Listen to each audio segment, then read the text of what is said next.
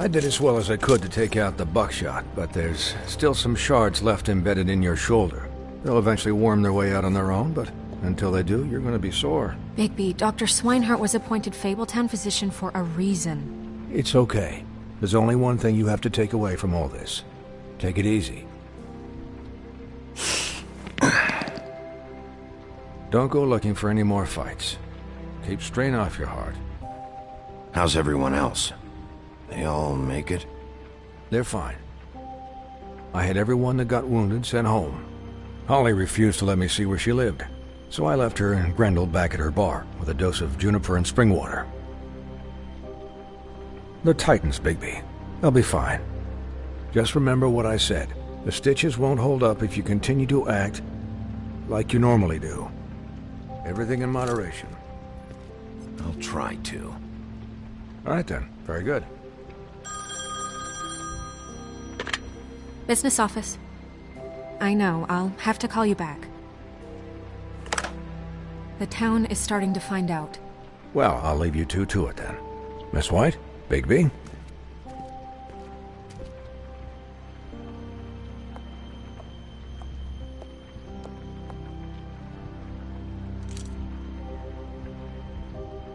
So, to recap... Crane watched me through the magic mirror uncover his room at the open arms, and then he smashed it so we couldn't use it ourselves to go after him. And we know this because Buffkin was drinking in the rafters. That about cover it? And once he puts all the pieces back together, it'll be easy to catch Crane. So, I guess that's the plan, currently. But I don't know. There's no other leads. This is it. Just wait for the mirror. Yeah. What the hell is going on? I don't know what the Tweedles get out of this. I don't know if Crane sent them. I don't know if... I mean, this is gonna sound crazy, but do you really think Crane did it? Everything points to him, I get it, but do you really think he killed those women? Because it's just... He killed them, and he sent Dee and Dumb to slow me down. He was a conniver, a coward, a liar, and I'll always hate him for that. And I'll hate him for how he held me in his thoughts. But murdering prostitutes... Ow! Everything okay over there? Yes, Miss White. I just cut myself on a piece of the glass. Nothing to worry about. Thanks for tonight, by the way. That could have gone really terribly. I mean, even worse than it did. I just feel bad for Holly, really. Yeah. Time heals everything eventually. At least, I hope so, for her sake. Can I, ask you a question? It's kind of personal. And I don't want to offend you, but after tonight... Why? What's on your mind? It's just... when stuff hits the fan, like it did tonight, it feels like before we came to the city. It feels kind of like home. And I've heard it said that maybe in some tiny little bottled up way deep inside, you kind of enjoy it when things go wrong. Because it gives you an excuse to just, stop pretending. Fuck no, I don't enjoy it. Are you kidding me? It's horrible what happened tonight. I wish it didn't happen. I shouldn't have said anything. Forget that I did. Guys? We have a problem. What is it? I can't finish the mirror. It's missing a piece. What do you mean, missing a piece?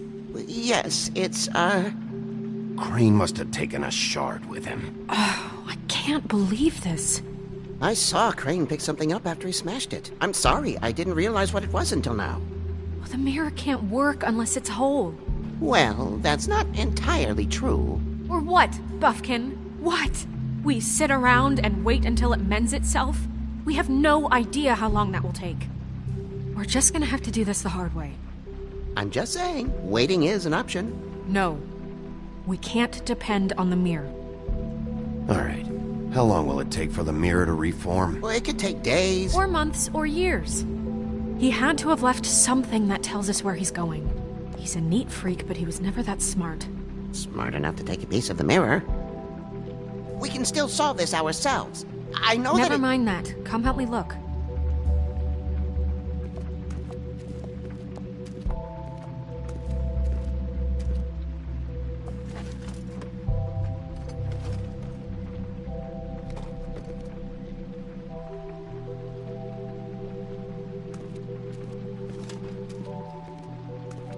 Hi, Mr. Bigby. I can still help you catch Crane, you know. Oh, yeah? Yes. I saw him jump on the telephone before he left. He called up somebody. He said he needed to see his witch, or that he would need to get to the witch for that. Whoever that is. His witch? Yes, it sounded like the one he got his snow glamours from.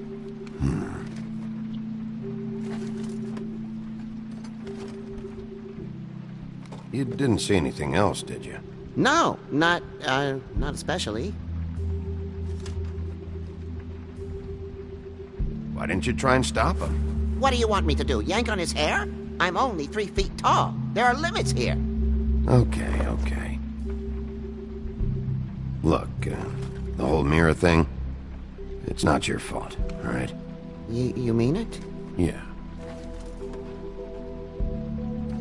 I'll just see if I can do anything about this. You do that.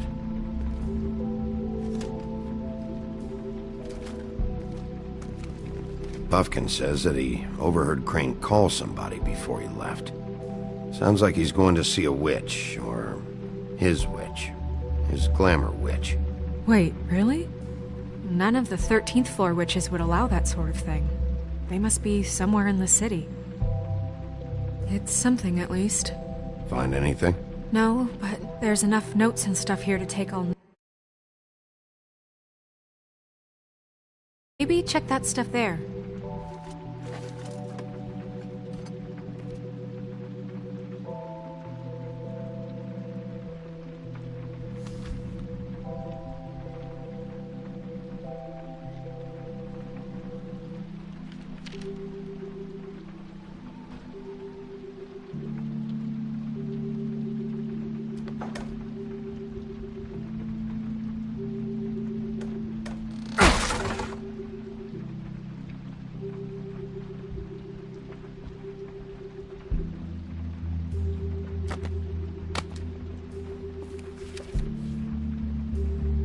There's a page here that was torn out. Oh, yeah? Buffkin, do you know what was here?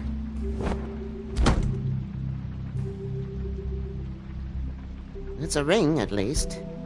Every magical item not retained in the armory is assigned to someone in Fabletown. It must be this witch he is going to see. Yeah, I only recently heard about this meeting. Why didn't you mention this before? No one asked me. Buffkin!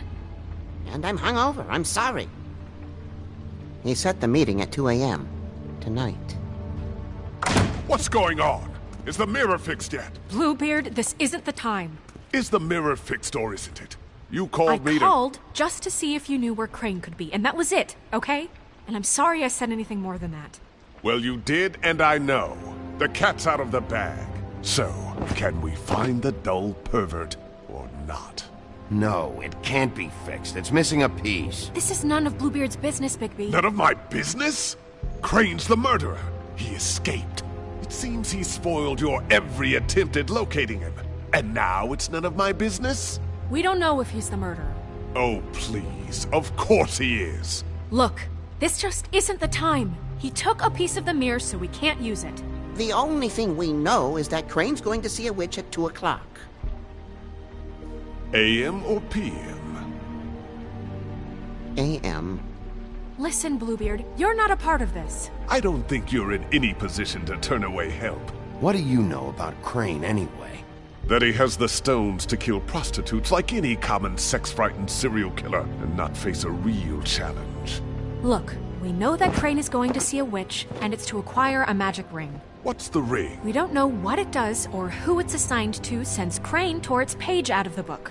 This farce was your ridiculous idea for a plan. I mean, who put you in charge in the first place? Fixing the mirror was the most logical You're thing. a secretary! He's the sheriff! And none of you were chosen to run this office! Who elected you to make these decisions? Nobody, but that Who doesn't... elected her to spend my money? Well, I've been doing that unofficially for years now. Unofficially is not officially. Snow can obviously handle this, so let's drop it. Well then, excuse me for having the Commonwealth in mind.